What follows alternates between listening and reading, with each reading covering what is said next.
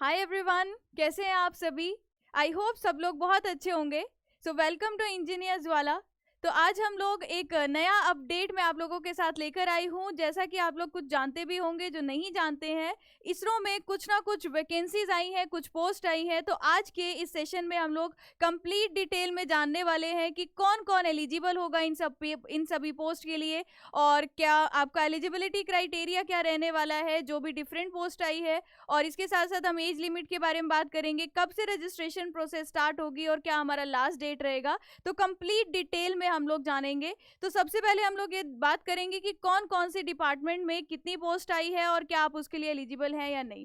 तो जैसा आप लोग देख रहे हैं इस एडवर्टीजमेंट में, आपका इसरो में जो कुछ वैकेंसीज आई है वो कौन कौन सी है। देखिए, सबसे पहले तो अगर मैं देखूं टेक्निकल असिस्टेंट, तो technical assistant mechanical total vacancies है 15। तो इसेंशियल क्वालिफिकेशन वो क्वालिफिकेशन है, ये ज़रूर आपका मतलब ये एक इम्पॉर्टेंट है। मतलब इससे ज़्यादा अगर क्वालिफाइड हो तो अच्छी बात है, लेकिन मिनिमम रिक्वायरमेंट ये है।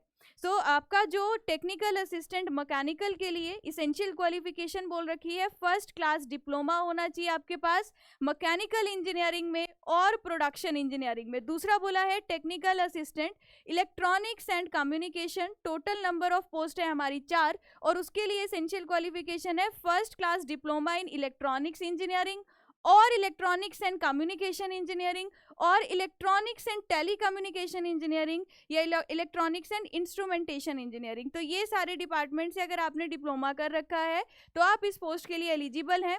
नेक्स्ट है टेक्निकल असिस्टेंट इलेक्ट्रिकल, जिसकी एक ही पोस्ट है, उसके लिए भी फर्स्ट क्लास डिप्लोमा होना चाहिए इलेक्ट्रिकल इंजीनियरिंग में और इलेक्ट्रिकल एंड इलेक्ट्रॉनिक्स इंजीनियरिंग में। ठीक है, नेक्स्ट हमारे काम की है सिविल इंजीनियरिंग की post technical assistant, total number of post है हमारी 3, और उसके लिए भी एसेंशियल क्वालिफिकेशन है first class diploma in civil engineering. ठीक है, तो ये जितनी भी पोस्ट मैंने बताई, कंप्यूटर साइंस की भी एक पोस्ट है, उसके लिए भी डिप्लोमा होना चाहिए आपके पास कंप्यूटर साइंस एंड इंजीनियरिंग या कंप्यूटर टेक्नोलॉजी में। तो ये जो वैकेंसीज हैं, मैंने अभी तक जितना हमने समझा कि इन सभी के लिए आपका जो इसेंशियल क्वालिफिकेशन मांगा है वो आपके पास फर्स्ट क्लास डिप्लोमा होना चाहिए, तभी आप अप्लाई कर सकते हो इस पोस्ट के लिए। अब यहाँ पर अगर हम लोग बात करें इम्पॉर्टेंट कंडीशंस क्या क्या है, और इन इम्पॉर्टेंट कंडीशंस में भी जिन पॉइंट्स पे मैं आपके हाईलाइट करना चाहती हूँ कि जो भी क्वालिफिकेशन इन्होंने मांगी है वो क्वालिफिकेशन आपकी those who possess the prescribed qualification या experience as on the closing date of online application. Online application का क्लोजिंग डेट है हमारा 24 अप्रैल। तो 24 अप्रैल तक अगर आप के पास ये वाली क्वालिफिकेशन का सर्टिफिकेट है या क्वालिफाइड हो, तभी आप इस फॉर्म को फिल करना। मतलब 24 अप्रैल या उससे पहले आपके पास डिप्लोमा है या किसी पोस्ट में अगर एक्सपीरियंस मांग रखा है, अगर आपके पास उसका सर्टिफिकेट है तो 24 से पहले या 24 तक वो आपके पास होना चाहिए, तभी आप ये फॉर्म फिल कर सकते हो। अच्छा, इसके बाद अगर मैं यहाँ पर बात करूँ ना, तो कुछ सिलेबस के बारे में भी बताया है कि टेस्ट कैसा होगा और उसके लिए क्या क्या आपको ध्यान रखना है, मैं आपको बताती हूँ। नेक्स्ट अगर हम बात करते हैं ना, पहले एज लिमिट की बात कर लेते हैं। तो 24 अप्रैल तक ही इन्होंने मेंशन किया है कि आपका जो minimum age for applying the above post is 18 years, 18 साल मिनिमम एज क्राइटेरिया है, और बाकी पोस्ट के लिए 35 ईयर्स दे रखा है। और कुछ आपको यहाँ पर मतलब कैटेगरी वाइज कुछ रिलैक्सेशन होगा, वो आप ऑफिशियल नोटिफिकेशन में एक बार चेक कर लीजिएगा। और 24 अप्रैल तक आपके पास इतना मतलब मैक्सिमम एज लिमिट होना चाहिए। ठीक है, बाकी कुछ ना कुछ रिलैक्सेशन है। और अगर मैं यहाँ पर बात करूँ कि पे स्केल क्या रहने वाला है, तो जितनी भी पोस्ट मैंने अभी आपको टेक्निकल असिस्टेंट की बताई जिसके लिए आप लोग एलिजिबल हो, तो लेवल 7 की पोस्ट है, और उसका आपका इनिशियल मिनिमम मंथली बेसिक पे इज 44,900, और उसका एक लेवल 7 का पोस्ट है वो यहाँ पर मेंशन किया गया है। ठीक है, अच्छा, अब यहाँ पर इसके आगे अगर हम लोग बात करते हैं कि रिटन टेस्ट जो रहेगा उसके बारे में क्या इन्होंने कहा है।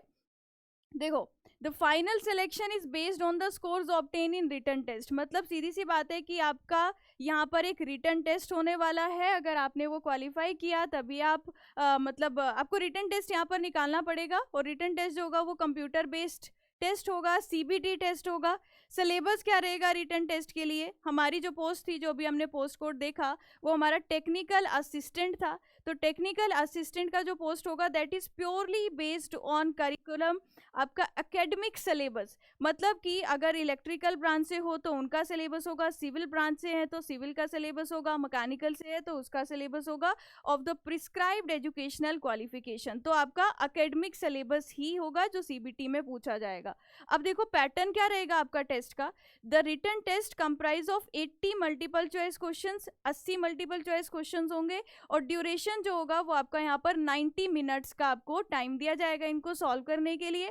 1/3 नेगेटिव मार्किंग होगी हर एक रॉन्ग आंसर के लिए। 1 mark will be awarded for each correct answer. तो 1 मार्क का एक क्वेश्चन है, 1/3 इसका नेगेटिव मार्किंग है।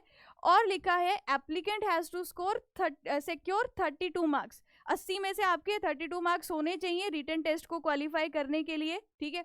तो वो थोड़ा सा ध्यान रखना कि मिनिमम मार्क्स हमें कितने रिक्वायर हैं इस पोस्ट के लिए। और सीबीटी टेस्ट होगा, ये बात भी हम लोगों को क्लियर हो गई कि सीबीटी टेस्ट होगा, ठीक है। ये वाली अलग पोस्ट कोड है, इसके बारे में अभी हमने नहीं देखना है। इसके बाद क्या बोला है कि रिटन टेस्ट के बाद आपका एक स्किल टेस्ट भी होगा फॉर टेक्निकल असिस्टेंट। और स्किल टेस्ट के लिए भी क्या बोला है, it is purely based on curriculum of academic syllabus of the prescribed educational qualification. मतलब जो इन्होंने इसेंशियल क्वालिफिकेशन मांगा है उसके बेसिस पे ही हमारा ये स्किल टेस्ट होगा। Skill test will be purely of qualifying nature, ठीक है। ये आपका टोटल 100 मार्क्स का होगा, और एप्लीकेंट को टोटल 100 में से कितना स्कोर करना होगा, 50 मार्क्स स्कोर करने पड़ेंगे इसको क्वालिफाई करने के लिए। बाकी एक पैटर्न रहेगा कि पहले सीबीटी टेस्ट रहेगा, उसके बाद आपका स्किल टेस्ट होगा, है ना। अब ये बाकी वाली पोस्ट का है, इसके बारे में नहीं देख रहे। आपको अप्लाई कैसे करना है, अप्लाई करने के लिए बोला है ऑनलाइन अप्लाई कर सकते हो। एप्लीकेंट्स को कहाँ पर जाना है, आईपीआरसी वेबसाइट पर। आप इस वेबसाइट को ओपन करेंगे। कब से स्टार्ट हो गया है ये फॉर्म फिल होना, पिछले कल मतलब 27 मार्च से स्टार्ट हो चुका है। कब इसका लास्ट डेट है, लास्ट डेट का ध्यान रखिएगा 24 अप्रैल। तो 24 अप्रैल लास्ट डेट है, और जितनी भी इन्होंने क्वालिफिकेशन मांगी है वो 24 अप्रैल तक आपके पास वो होनी चाहिए, तभी आप यहाँ पर इस फॉर्म को फिल कर सकते हो। बाकी जो डॉक्यूमेंट्स वगैरह अपलोड करने हैं उसके बारे में यहाँ पर मेंशन है कि आपको कौन कौन से डॉक्यूमेंट्स अपलोड करने होंगे इस फॉर्म को फिल करते टाइम, ठीक है। अच्छा, अब एप्लीकेशन फीस की अगर मैं बात करूं तो टेक्निकल असिस्टेंट की जो आपको अभी मैंने पोस्ट बताई उसके लिए एप्लीकेशन फीस इज 750, और बाकी की पोस्ट हमारी वाली नहीं है, मतलब तो उसके बारे में अभी हम यहाँ पर बात नहीं कर रहे हैं। तो ये था टोटल नोटिफिकेशन। तो आपको यहाँ पर अगर मैं लास्ट में समराइज करूँ कुछ इंपॉर्टेंट बातें, कुछ इंपॉर्टेंट बातें, तो हमने देखा कि जो आपका opening date of online registration है इन सभी वैकेंसीज के लिए वो ऑलरेडी 27 मार्च मतलब ऑलरेडी स्टार्ट हो चुका है। और क्लोजिंग डेट जो आपका इन डिफरेंट वैकेंसीज के लिए आपको अप्लाई करने के लिए क्लोजिंग डेट है वो हमारा 24 अप्रैल है। और हमने क्या देखा कि जितनी भी अलग अलग पोस्ट आई है इनमें जो क्वालिफिकेशन मांगा है, इसेंशियल क्वालिफिकेशन मांगा है, वो आपके पास डिप्लोमा होना चाहिए। अब किस डिपार्टमेंट में है उसके अकॉर्डिंग डिप्लोमा बोल रखा है, कभी इलेक्ट्रिकल से हो या इलेक्ट्रॉनिक्स एंड टेलीकम्युनिकेशन से हो, सिविल ब्रांच से हो या मैकेनिकल ब्रांच से हो, उसके अकॉर्डिंग, ठीक है। एज लिमिट यहाँ डिफाइन कर दी है कि आपके पास जो एज लिमिट है वो आपकी 24 अप्रैल यानी कि जो लास्ट या क्लोजिंग डेट आपका एप्लीकेशन का है तब तक वो आपकी पूरी हो जानी चाहिए, तभी आप इस पोस्ट के लिए एलिजिबल होंगे। तो ऑलरेडी इसका फॉर्म फिल होना स्टार्ट हो चुका है। तो आप एक बार इस ऑफिशियल वेबसाइट पर जाइए जो मैंने आपको बताया, वहाँ पर जाकर अप्लाई कीजिए। अगर अप्लाई करते टाइम आपको कोई भी डाउट रहता है, कोई चीज़ क्लियर नहीं हो रही है तो ज़रूर कमेंट सेक्शन में बताना। तो एक इम्पॉर्टेंट अपडेट था जो आप लोगों के साथ मैंने शेयर किया। ऐसी जो भी और वैकेंसीज आती रहेंगी उनकी भी इंफॉर्मेशन आपके साथ हम टाइम टू टाइम शेयर करते रहेंगे और बताते रहेंगे कि कैसे इन एग्जाम्स के लिए प्रिपेयर करना है। चलिए मिलते हैं अपनी ऐसी आने वाली और वीडियोज़ के साथ। Thank you everyone, bye bye.